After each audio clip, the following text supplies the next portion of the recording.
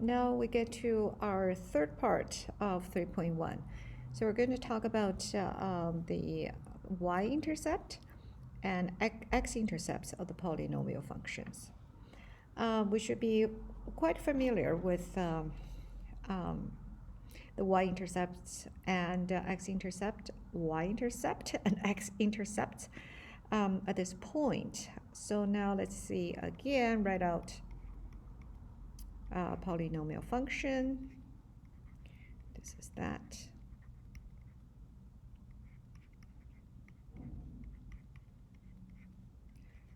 Okay, that and that. All right. So then what is the x-intercept? X-intercepts, sorry, y-intercept, what I'm talking about. Y-intercept. Y-intercept means when x equals to 0, right? This is x and y, we use table value. So when x equals to 0, then what is a y? Because on the graph, is you have any sort of graph, and the simplest one is this. So then at this point here on your graph, this point here is your x value is 0, and then you have a y value. So this is the value that we're looking at. Now, of course, you can have different things. You can have all sorts of things. You still will always have a y-intercept, all right? So that means when x equals to 0, so your polynomial functions, all the x now is turned to be 0. Now 0, now 0. So what that mean? Means your last constant, that is your y-intercept.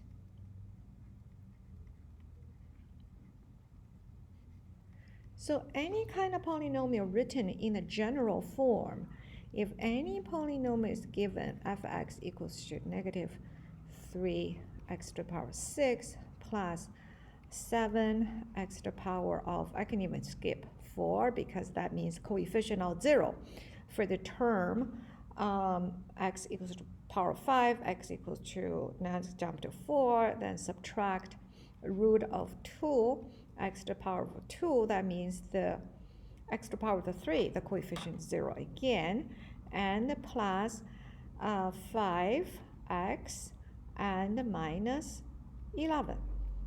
Now, right away you will know this negative 11 is your y-intercept. So this is easy. So that is one y-intercept. And now our x-intercept.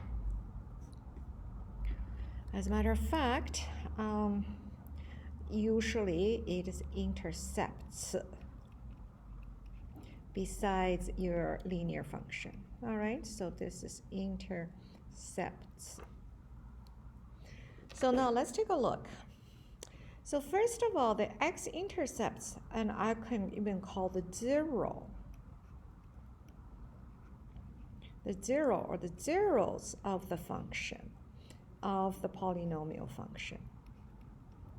So let's see, there's different ways to talk about this. So x-intercept, of course, it is one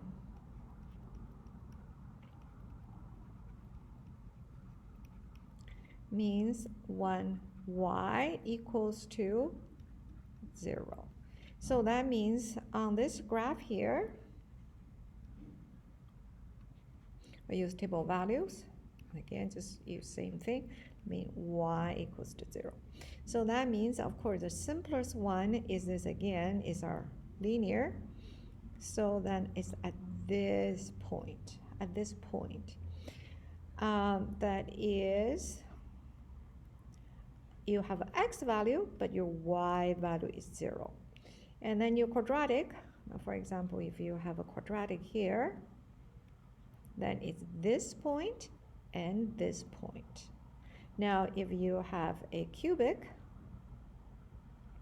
somewhere here, turn across there, and then this is your intercept here, but later on we will see the cubic function at 0 is going to be very interesting here. All right, we'll save that for our last part.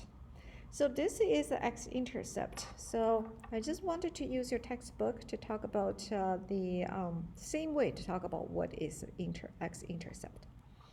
So this is called the real zeros. Zeros are polynomial function.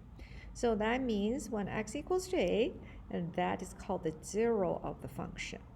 Or you can also say it's a root of the function. And you can also say the solution of the function. That means solution function is when fx equals to 0. That means when your y equals to 0, then that's your solution when your fx equals to 0. Or you can also say x minus a is a factor of the function. I'll show you that later. And also you can also say, yes, this is a, which is your x value, and your y value is 0. That is an intercept of the graph.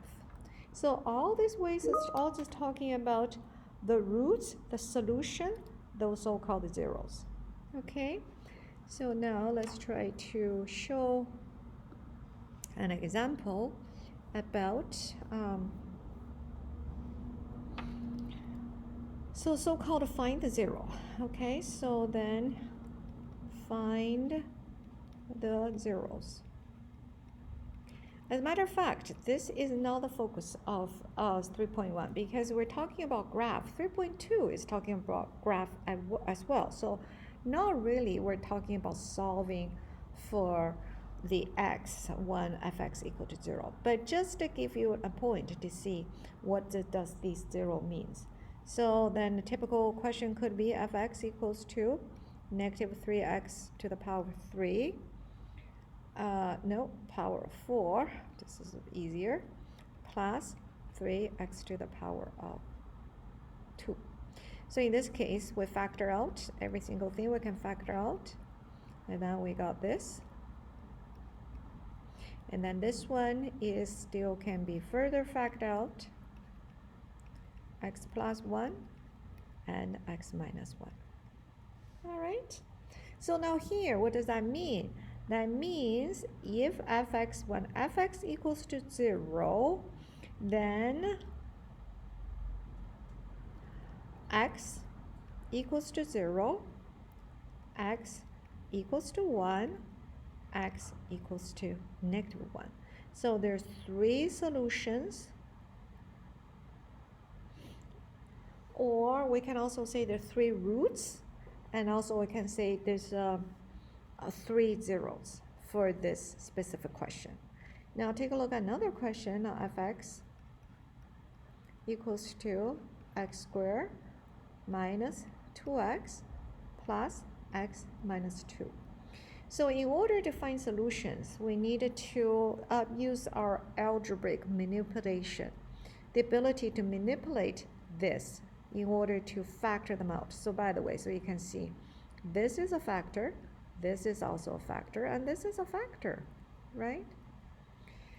Okay, so now let's see how can we do this. So we're going to combine this two and then combine this two. So this one will factor out the x, that becomes x minus 2, and then plus there's another x minus 2 here. So x minus 2 now becomes a common factor. Now factor that out is x minus 2. Note here is not x plus 0. So people just say, oh, there's just x left and there's nothing left here. Yes, there are something left here. It's not nothing. If it's nothing, that means it's 0. Then there's no such a thing. So what left here is 1. So this is x plus 1. So now therefore, if your fx equals to 0, that means your x either equals to 2 or your x equals to negative 1. Okay? So this is not the point. The point is, let's take a look at here. The degree of this polynomial function is 4. Right? Because that's a leading term. So that is 4. Now, how many solutions do we get here? 1, 2, 3. There are 3 zeros. Now, this one, our leading function, leading degree, of this function is 2. Now, how many solutions do we get here? 2. So, it seems like we can draw a pattern. Of course, in order to draw a pattern, we need to use more examples. But we're supposed to stop here. Then we will know that for a polynomial function, for any polynomial function, if the highest degree, the degree is n, if the degree is n, this is not h, so it's n, and then the conclusion is how many zeros do we have? At most, we will have n zeros. We'll have n zeros. All right? Now, this is the first thing we realize. Okay, as far as the degree is n, you cannot have any n plus 1 zeros. You cannot have that many solutions. Mostly, at most, you have n solutions. Now further, we're going to also divide into the degree n. If n is an even number,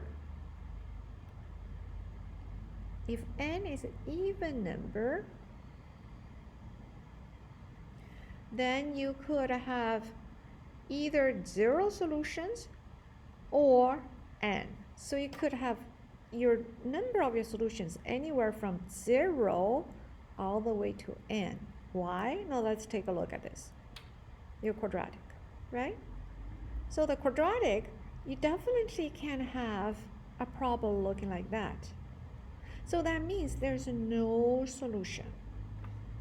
For any other, as far as across the x-axis, then of course you would get 2 solutions. You can try all the other.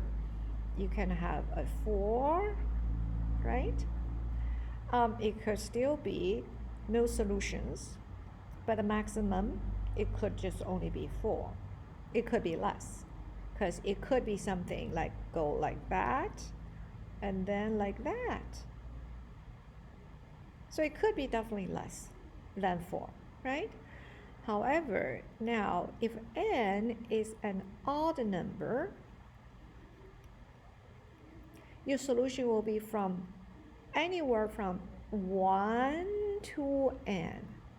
Now, why is that?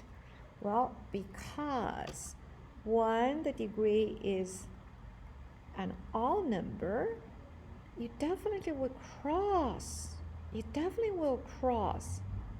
the x-axis. You just will, because you will always have either from up to the down or from the down to the up. So you will definitely at least cross the x-axis once. Therefore, you cannot say that you have no solution. There's no such a scenario of you have no solution when the degree is an odd number. So now combine all this, combine all 3 of them. The conclusion is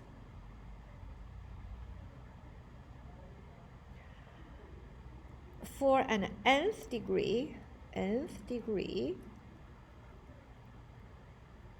of polynomial functions, a polynomial function, your number of zeros